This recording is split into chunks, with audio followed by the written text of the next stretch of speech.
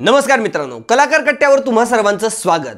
मित्रांनो, एका मराठी माणसानं चित्रपट सृष्टी भारतामध्ये आणली, उभी केली आणि सगळ्यात पहिला चित्रपट चित्रित केला तो म्हणजे राजा हरिश्चंद्र।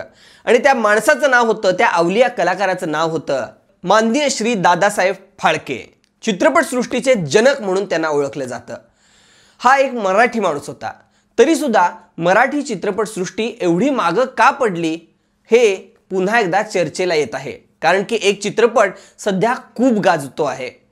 तमिळ तेलुगू चित्रपट पॅन इंडिया रिलीज होत आहेत डबिंग करून, तेही एका मराठी अभिनेत्याने त्याचं डबिंग केलेलं आहे। त्या चित्रपटाचं नाव आहे पुष्पा आणि तो अभिनेता आहे श्रेयस तळपदे। हिंदीमध्ये डब झालेला जरी हा चित्रपट असला तर यामध्ये मराठी डायलॉग्स आहेत। मित्रांनो, पण मराठी चित्रपट का चालत नाहीयेत, त्याची मागची कारणं काय आहेत याचबद्दल आज आपण जाणून घेणार आहोत। पूर्वीची चित्रपटांच्या निर्मितीमध्ये जिद्द होती ती आजकालच्या चित्रपटामध्ये दिसत नाही का, याबद्दल प्रेक्षकांच्या मनामध्ये प्रश्न पडतो। पूर्वी आपण लहान असताना किंवा 90च्या आधी किंवा 90च्या काळामध्ये जे चित्रपट बनायचे त्यामध्ये प्रयोग असायचे, त्यामध्ये स्टोरी असायची, त्यामध्ये धडाकेबाज असायचा। पूर्वीच्या काळामध्ये चित्रपट सृष्टी वाचवण्यामध्ये काही लोकांचं नाव आहे, माझ्या डोळ्यासमोर येतं ते तुम्हाला सांगतो। यामध्ये पहिला माझा लाडका अभिनेता त्याचबरोबर दिग्दर्शक होता तो म्हणजे महेश कोठारे। महेश कोठारे यांनी जे चित्रपट आणले त्यामध्ये वेगवेगळ्या स्टोरीज होत्या आणि VFX सुद्धा वापरण्यात आलं होतं। त्याचबरोबर एक सुपर पॉवर सुद्धा त्यांनी दाखवली होती या चित्रपटांमध्ये आणि हे चित्रपट लोकांना खूप आवडायचे। त्यावेळी तंत्रज्ञान खूप कमी होतं, अवघड होतं, तरी सुद्धा त्यांनी हे करून दाखवलं। दुसरं म्हणजे सचिन पिळगावकर यांनी सुद्धा अनेक चित्रपट सृष्टीमध्ये आणले। त्याचबरोबर यांच्याही आधी दादा कोंडके यांचं नाव येतं। याच दादा कोंडकेंनी चित्रपट सिल्वर जुबली करून दाखवले होते। काही वेळेला चित्रपटगृहामध्ये हिंदी चित्रपटांना खाली उतरवावं लागलं मराठी चित्रपटासाठी। त्यांच्या स्टारडम समोर हिंदी चित्रपट सृष्टीमधले कलाकार भीत होते। अशी ही वेळ असताना मराठी चित्रपट मागे का पडत गेले याबद्दलच आपण चर्चा करणार आहोत।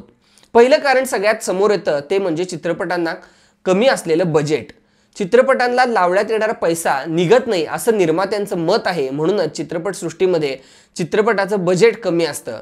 तर बजेट कमी असल्यामुळे चित्रपटामध्ये लागणारं तंत्रज्ञान VFX कमी वापरलं जातं किंवा स्टोरीला अनुसरून असणारे लोकेशन्स कमी वापरले जातात। चित्रपट निर्मात्यांचं असं मत असतं किंवा दिग्दर्शकांचं असं मत असतं की चित्रपट एका खोलीमध्ये किंवा एका गावामध्येच बनवावा किंवा एका लिमिटेड स्टोरीमध्ये, मास ऑडियन्ससाठी न करता लिमिटेड ऑडियन्ससाठी आहे की काय असं वाटू लागतं।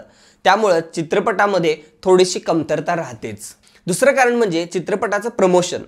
चित्रपट प्रमोशन करण्यासाठी वेगवेगळ्या भागामध्ये जाणं गरजेचं आहे, वेगवेगळ्या स्तरावर प्रमोशन करणं गरजेचं आहे, ते केलेलं दिसत नाही। असे अनेक चित्रपट आहेत ते क्वालिटी होते, एकापेक्षा एक भारी चित्रपट होते, ते चित्रपट प्रेक्षकांपर्यंत पोहोचू शकले नाहीत। सध्याच आलेला मी फुलवंती चित्रपट स्वतः बघितला, तो चित्रपट मला खूप आवडला। त्याच्यामधलं ग्राफिक्स चांगलं होतं, सेट्स चांगले होते, पण चित्रपटाचं प्रमोशन कमी झाल्यामुळं चित्रपट कमी पडला।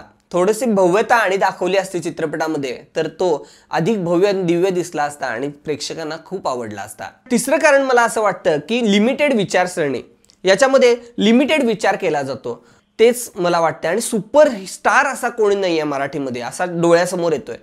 इतर ज्या चित्रपट सृष्टी आहेत तर त्या मोठ्या होतात कारण की त्याच्यामध्ये क्रेज आहे, प्रेक्षकांमध्ये क्रेज निर्माण केली गेलेली आहे, एक सुपरस्टार दिलेले आहेत त्यांनी, तशी एक इमेज बिल्डअप केलेली आहे कलाकारांची। तशी मराठी चित्रपट सृष्टीमध्ये इमेज बिल्डअप होताना दिसत नाही आहे। त्यामुळे सुपरस्टार नसल्यामुळं तो एक नावावर चित्रपट कोणाच्या चालत नाही आहे। त्यामुळं बऱ्याच वेळा असं अनेकदा म्हटलं जातं की चित्रपट सृष्टीमध्ये म्हणजे मराठी चित्रपट सृष्टीला हिरोचा चेहरा नाही आहे। हिंदी चित्रपट सृष्टीला हिरोला चेहरा आहे पण मराठीला नाही आहे, असं अनेक वेळा अशोक सराफ यांनी सुद्धा म्हटलेलं आहे वेगवेगळ्या ठिकाणी। पण मराठी चित्रपट सृष्टीमध्ये खूप चांगले चित्रपट सुद्धा बनलेले आहेत यापूर्वी सुद्धा।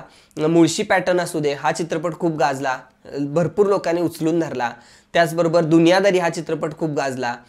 तर असे चित्रपट बनत आहेत, पण आज चित्रपट का बनत नाही आहेत? मराठी चित्रपट सृष्टीमध्ये ट्रेंड पकडणं ही गोष्ट मला त्यासाठी कारणीभूत वाटते। कारण एखादा चित्रपट चालला की त्याच पद्धतीचे चित्रपट यायला लागतात। त्यामध्ये जिम्मा आला, त्यानंतर बाई पण भारी देवा आला, परवा गुलाबी चित्रपट आला होता, गर्ल्स चित्रपट आला, हे महिलांच्यावर आधारित चित्रपट। त्याचबरोबर ऐतिहासिक चित्रपटांची एक मोठी साखळीच चालू झाली होती की एक ट्रेंड चालू झाला ऐतिहासिक चित्रपटांचा, त्यामध्ये ऐतिहासिक चित्रपट यायला लागले, एकसारखे चित्रपट, त्यामुळे सुद्धा प्रेक्षक जरा डायव्हर्ट होत असतील, कारण की एकसारखंच तुम्ही त्यांना दाखवताय, एकसारखं चालतंय म्हणून ते येत राहते, त्यामध्ये सुद्धा खूप प्रेक्षकांचं मनपरिवर्तन होतंय की काय असं मला वाटायला लागलेलं आहे.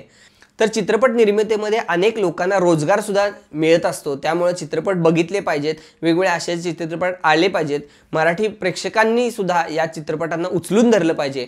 जास्त हिंदी चित्रपटसृष्टीकडे आपला जसा ओढा असतोय तसं न करता मराठी चित्रपट हे बघितले पाहिजेत आणि त्यांना मोठं केलं पाहिजे. एकत्र राहूया आणि आपल्या चित्रपटसृष्टीला, आपल्या मराठी भाषेला मोठं करूया. नक्कीच आपण पुढे जाऊया.